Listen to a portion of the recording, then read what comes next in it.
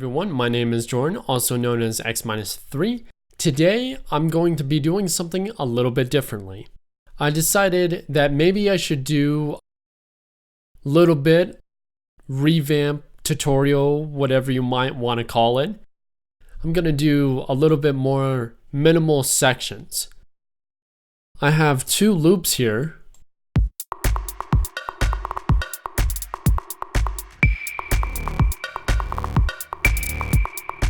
And these loops, I'm going to basically be using them for the top loops over the main section. I'm going to show you guys how to create a minimal, or my version of a minimal main. And then I'm going to show you how to lead into it and then break it apart.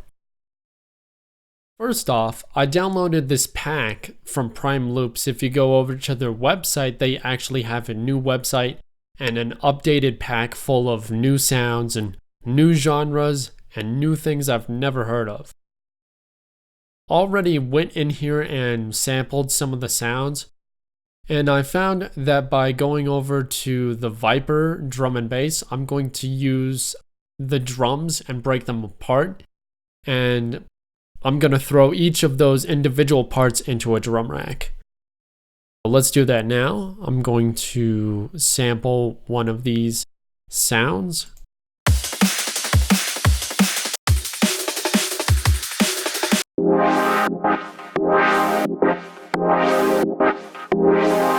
Okay, I like that filter keys, so we're going to be using that one. And I noticed the sounds for that are actually pretty harsh. This Brazil chill filter keys is from the Viper. Now let's go over to the pusher future bass. I found one of the vocals to be a little bit more like deep house. My version of minimal is a little bit of tech house, a little bit of deep house, and a little bit of future bass.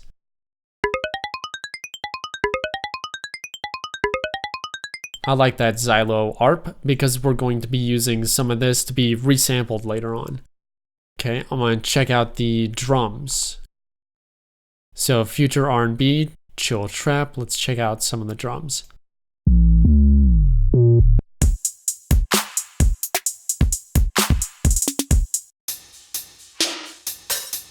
Yeah, that's exactly what I'm looking for, a wide spaced out waveform so that way we can take parts. So I'm going to take this and hit tab while I'm still holding it to drop it in the audio rack, or not audio rack. My mind has been all over the place. This audio track. I'm also going to take it off over and overwrite.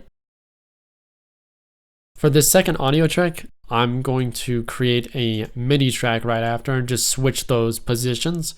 I'm also going to color my MIDI track like a blue, just so I can see it better.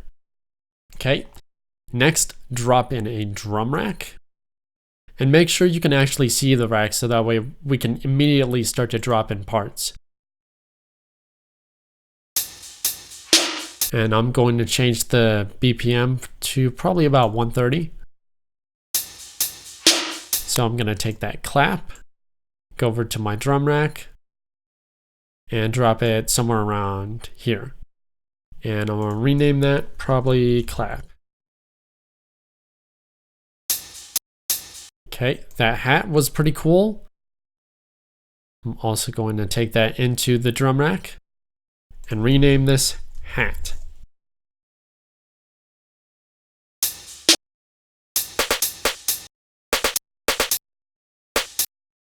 We found another type of snare. Put that right next to the clap, call it snare. This is actually pretty tedious, but it's well worth dissecting some drums to get out those good samples.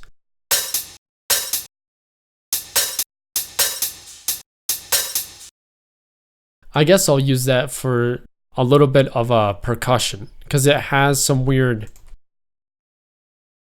hat in the middle, or in the very beginning. It sounds like broken.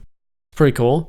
I'm going to turn up my spread on one of these and to 55 or somewhere around there, and right click and do copy value to siblings. So now all of those samples have the spread. Okay, so I'm pretty much done with that track. I'm going to drop in my Xylo ARP now.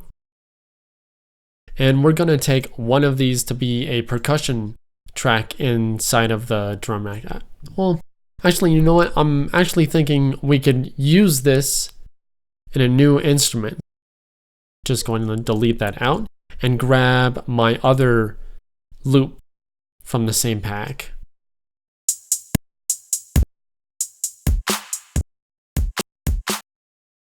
Okay, that kick in the front is perfect. Drag that over here and call it kick. And now we have our basic drum rack. The only thing we need to do now is to group them. So I'm going to group my clap, snare, and hat into its own group. And for the percussion, don't need to mess with that. And the kick, not so much on that. However, for the kick, I'm going to place a high pass 24 and bring that down to about 96 or probably about 79 hertz to give it a little bit more low end.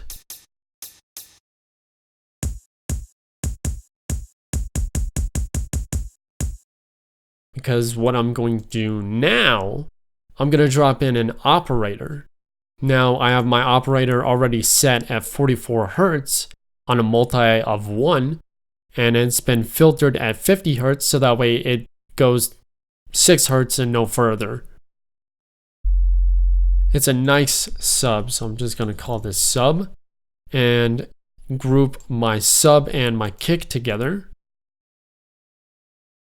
Make sure just to grab both of those and group them. This is actually pretty important. It's important to filter your kick away from your sub so that way you don't interfere with the low ends. I think I was at 79, I'm going to change that to 77 now. And I'm also going to use the in and outs to use a choke on 1. So that way when you play the kick and the sub, they interplay, meaning that when one starts, the other one stops, and when that one starts, the other one stops. It's a unique little trick. I'm going to call this drum rack claps. And I'm going to call this drum rack kicks. So that's pretty much basically it for this rack. We could do a lot more programming, but it's clearly unnecessary for this example. So I'm going to delete this loop out of here now. And for the drum rack, I'm going to use the little loop indicators over here from 9 to 13 and create a new mini clip by doing Shift Command M. If you're on a Mac, if you're on a PC, that would be Control Shift M. Anyways, I'm going to change this to fourths and drop on every fourth. And on every intersection, like right before 3, I'm going to change it to 8s, do a double, and also I'm going to drop a sub on every one before the 1-2. So we got 2-2 over here, we got 3-2 right here, we got 4-2 right here, and we got 5-2 right here. This is a little simple bar that I have, and let's hear it how it sounds. I'm also going to drop in the hats and snares and percussion.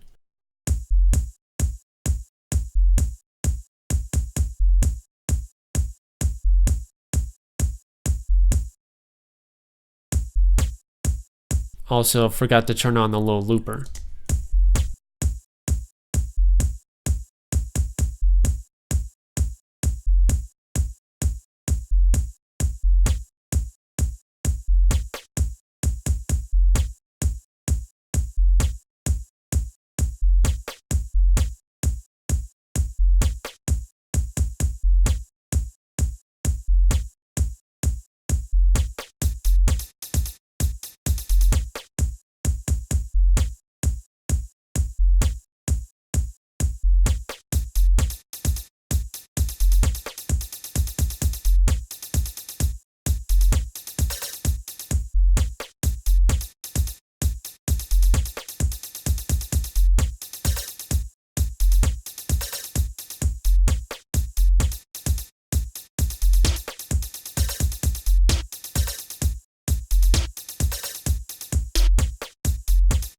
Okay, so we have something a little bit grooving. I'm gonna go into my drum rack. I'm gonna change up my clap so that way the sustain is pretty much all the way off. And I'm gonna adjust the decay so that way it just hits. That way it's not really using a lot of its extra sounds. I'm also gonna do that with the snare as well, simply because I felt like there was a lot of extra sound. And I'm also gonna do that with the percussion. So go over to the percussion, take off the sustain, and reduce the decay. So now we should have something a little bit better now.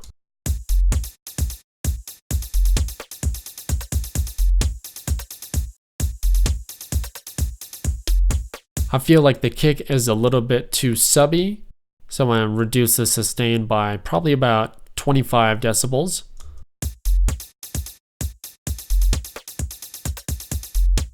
Also, the sub is still a little bit too more prompt, so I'm gonna take this probably about, meaning that it's all the way in the foreground and it should be in the background.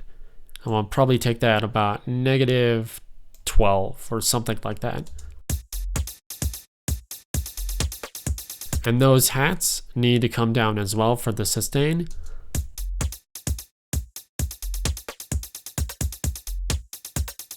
There we go. We have a little bit more of a minimal drum set, so I'm going to call this 1. I'm going to duplicate it across, and I'm going to take off my percussion, my kicks. Well, actually, I'm going to take off the subs and the claps and snares. Now, the reason for this, and I'm going to rename this 0. The reason for this is so that way we have something that leads into 1. And we're already kind of sort of building an intro into our main. This is one way of really getting a nice lead for the second parts. Well, I have my drums right now, and I'm going to use my audio rack for the Berlin Beats 2 and 3. I'm going to drop in 2 and copy a section over so that way we have something that concludes 0 and 1. I'm then going to join the parts so that way it's one thing. I'm going to drop in a audio rack, or not audio rack, I keep saying that, auto filter. I'm going to turn it on bandpass. What's good about bandpass is that it only selects a certain amount of frequencies, so you have a lot of diversity and control over getting a nice top loop. I'm going to allow both of these to play, and if they need to be corrected, I'll do a little bit of warping.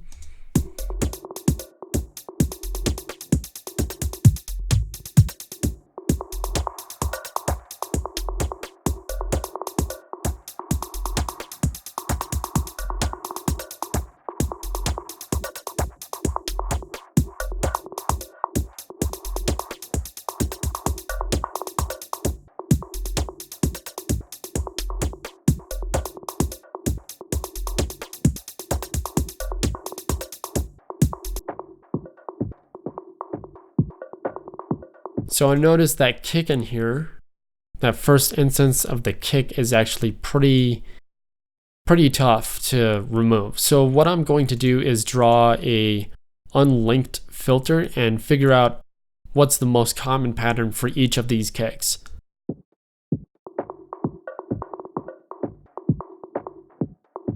So it's 1, and then a snare, and then the other. Okay. So on every other, I'm going to shrink this far down. Every other beat, I notice that it cuts off. Let's hear what this sounds like now. And you also want to make sure it's the volume and it's unlinked. That's actually my bad. Super sorry about that. Okay, we need to have that reversed.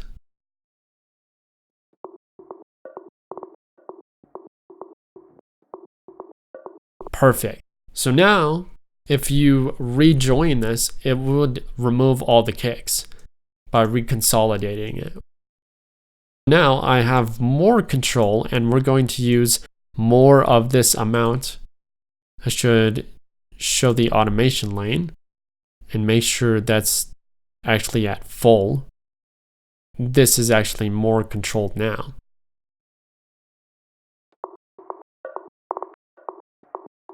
My bad, I forgot to delete its envelope. Now we have just a regular loop with all the kicks out. And if I play that along with the drum rack,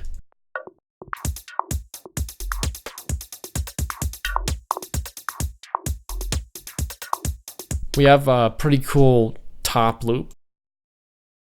At the very end, I'm going to really beef up a lot of the production, so that way we have a better loop. Now I'm going to go and drag my xylophone into the MIDI by just dragging it in here, and it's going to create a simpler device for me to play around with.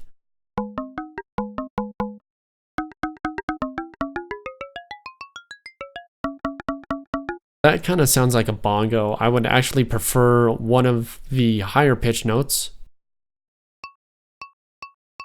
That's all the way to the right, but luckily we have this pan device, so I can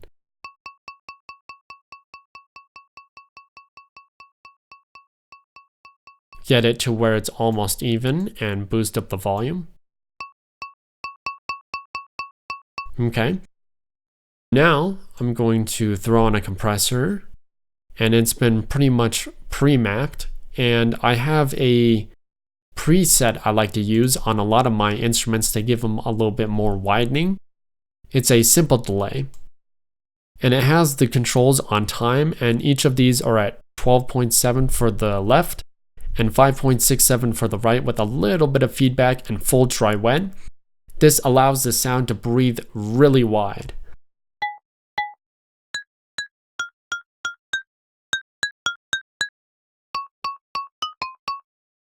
Now, for my return chains, I have a ping pong delay with some simple feedback and dry wet. And I also have a reverb that's scaled to be pretty large, about 2.4 seconds on a high quality filter mode, with the high cut a little bit cut off. What I like to do is dial up the reverb and a lot of my ping pong reverb or delay, so that way I can get a better sound to come out and start playing.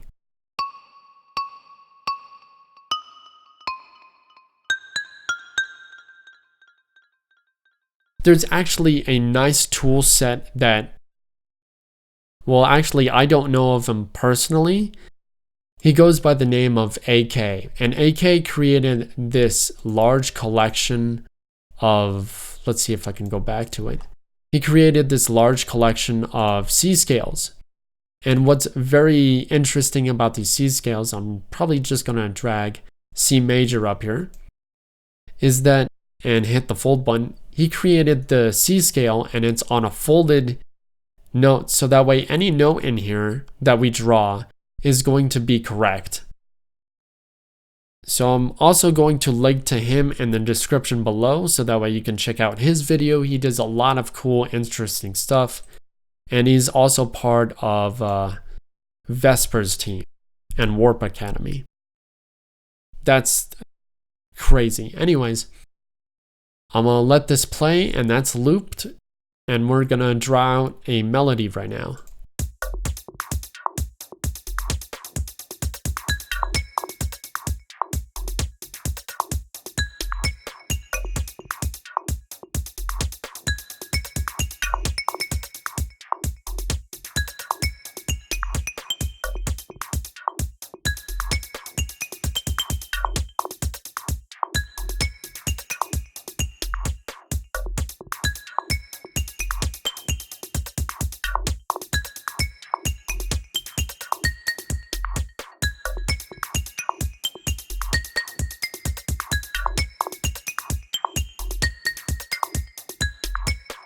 We can even extend this a little bit longer, so that way we can get more patterns and more rhythmic ideas. I'm going to set this actually at 4 bars, that way we can have a little bit of variation and differences, because I feel like this is a little bit too basic for 4 on the floor.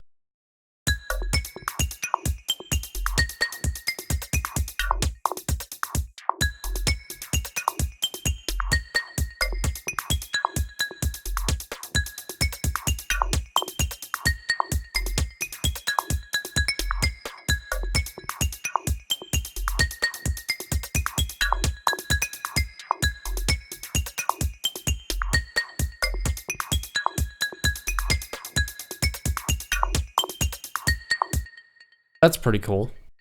I'm going to take the transpose down about 3 and turn up the spread.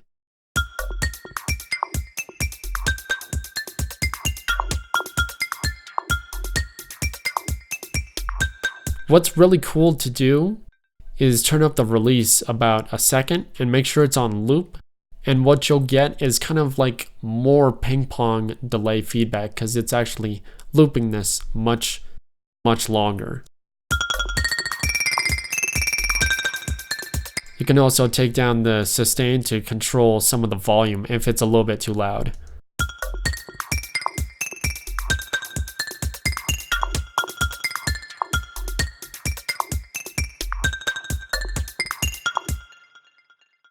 I'm going to take this melody over to my main and blow it up, or actually expand it, and take half this middle and duplicate it across by holding Alt. And by doing this, you're kind of reshuffling the order of how each note is played, and you're getting a much different result.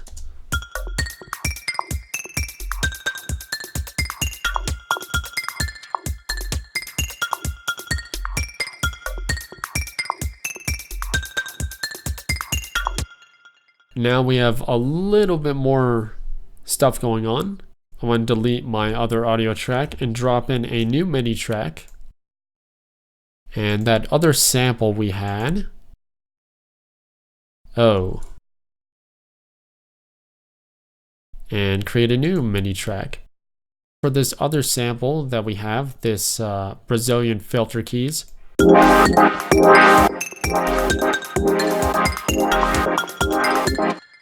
This needs to be tuned, so I'm going to drop it over in my MIDI track and make sure that's not playing on this audio track.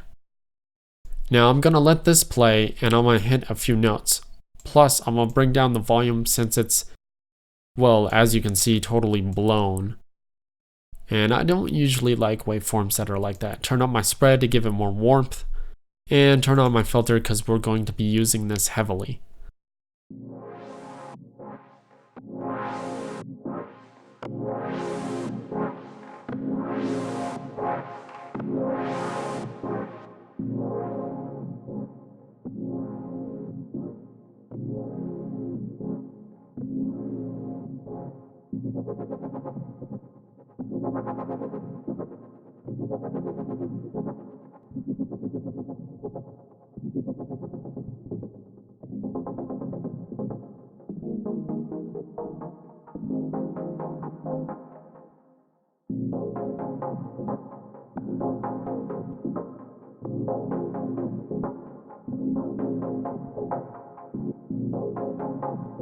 What I'm doing now is intensely listening for those cool sound effects. So it will start to fill in more of the dance floor. You can't really, well, you can make music without pads, but pads inside of a house genre are definite.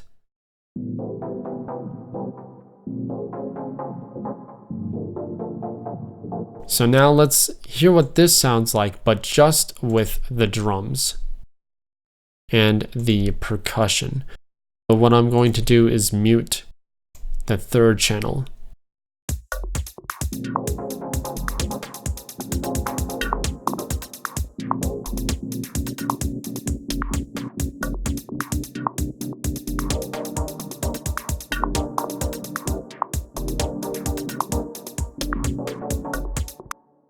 So what I did there is I was using my hearing to correct the pitch.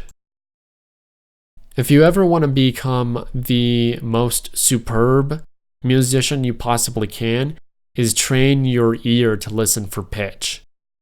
That is the best way to get new sounds to harmonize easier than having to look at formulas for a very long time. Actually, what I'm going to do is basically record my keyboard movements. Here we go.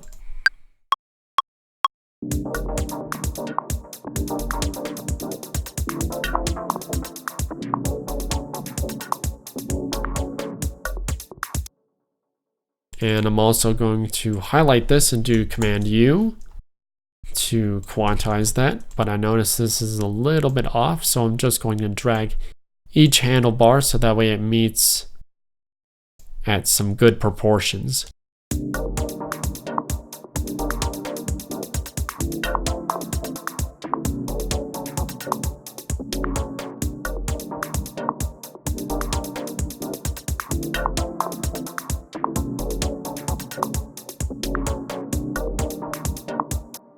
I'm also going to copy the same exact bar before us, and I'm going to use the filter controls that I have over here.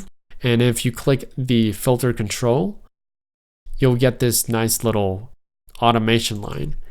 And I'm going to take this down to probably about 173 Hertz and have this filter up to probably about 2 kilohertz over the course, 2.4 kilohertz over the course of these two bars, or actually these bars.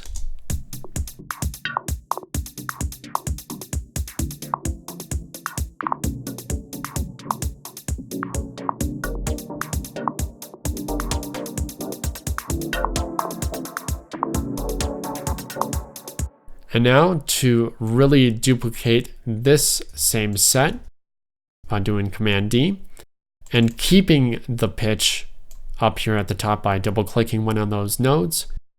Command L when you have a section highlighted to group that and loop it.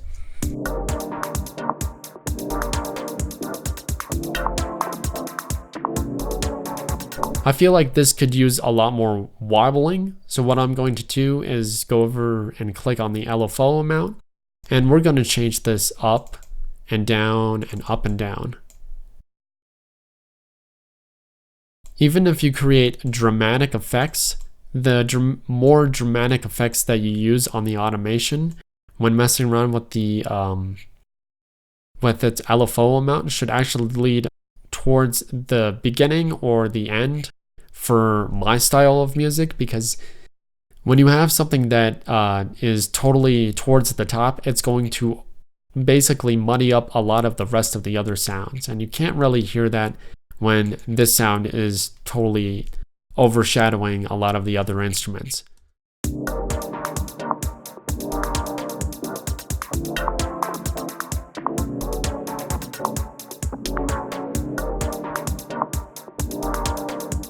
So it creates a little bit more dynamic.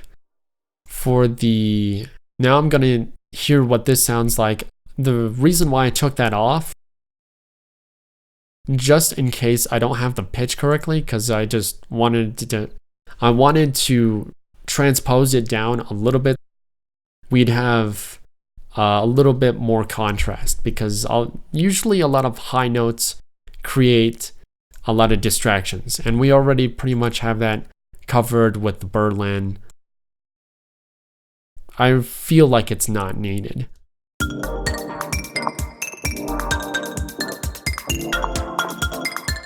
I'm gonna take off the loop because don't like the way that sounds. And since that's at -3, I'm gonna use my ears now, or actually I'm gonna cheat. I'm gonna show you how to cheat. I'm going to select both of these armed, and I'm going to play one note and match my ears to the pitch, so that way we can get something close or similar.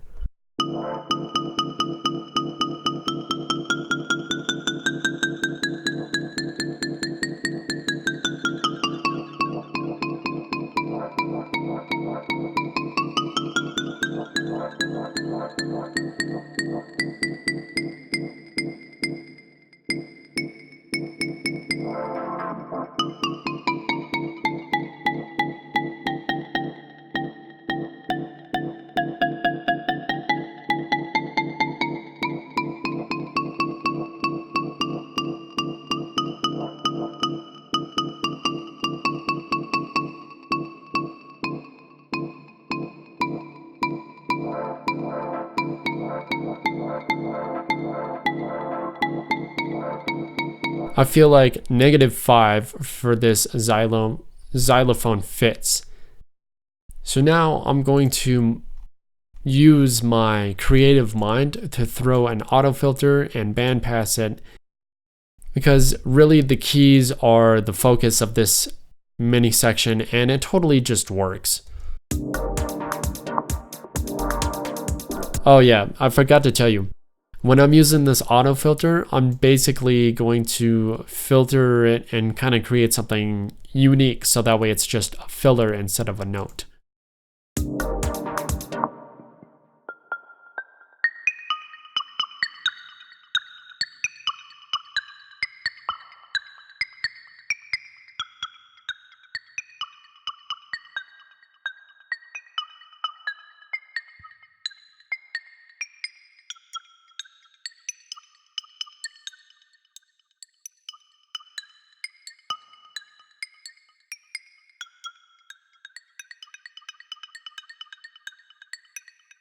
There's something pretty cool on the ping pong delay when you have multiple occasions of them. You can right click this and choose jump, and that will change how the ping pong reacts to each sound.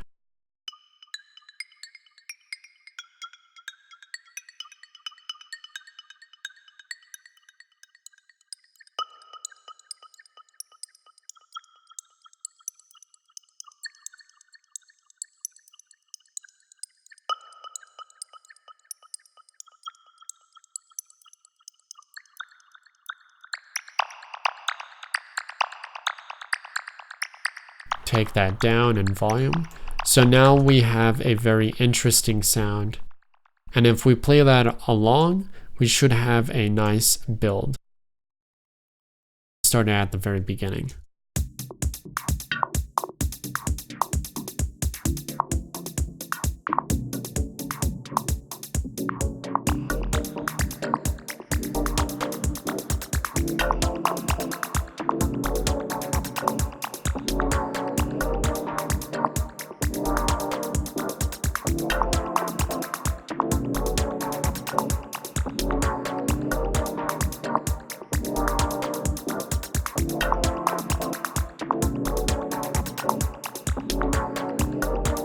So I hope you guys have enjoyed this little micro tutorial of what's to come in the future. There's going to be a lot more content and a lot more filled out sections. I take the time out to write to you guys every week on Tumblr. Be sure to check those out. I cannot stress that enough. If you guys need to see what's coming up, it's going to be different. All the time I try and create something new and something special for you guys. And it takes time to curate that, like I've said before. So, other than that, I'm going to play you guys out with this loop, and I hope to see you guys next week for probably a bigger expansion on this idea. Thanks for joining me. I hope to see you guys soon. Be sure to hit the subscribe button for more. And if you want to check out what I'm doing next, you can always check out my Tumblr, because my Tumblr, I release a lot of new or hidden or interesting tricks for a lot of the new and upcoming genres and sounds. Other than that, I want to say thank you guys very much for following me. It really does mean a lot, and I hope to see you guys next week. Thanks for following me. Oh, one last thing. That is, I'm going to basically quit Twitter and reopen up a new account. The reason for this is back when I was first starting out and first getting my feet in the door, I just started, I said, you know what, I'm gonna follow everybody there is to follow out there, and that's exactly what I did. And I started following different countries with different news. Yeah, that's cool and all. However, I don't use it like I should. And Twitter and I need to have a little bit more heart-to-heart conversation, and those tweets need to be reconstructed a lot. So in order for me to start over, I need to quit it and recreate a new account so that way you guys can actually use it to your advantage. Because I have all the resources, I just need to figure out a way to give it to you guys in a more concealed, simplified way. Thanks for joining me. Just wanted to let you guys know. And yeah, have a great one. See you guys next week. Peace.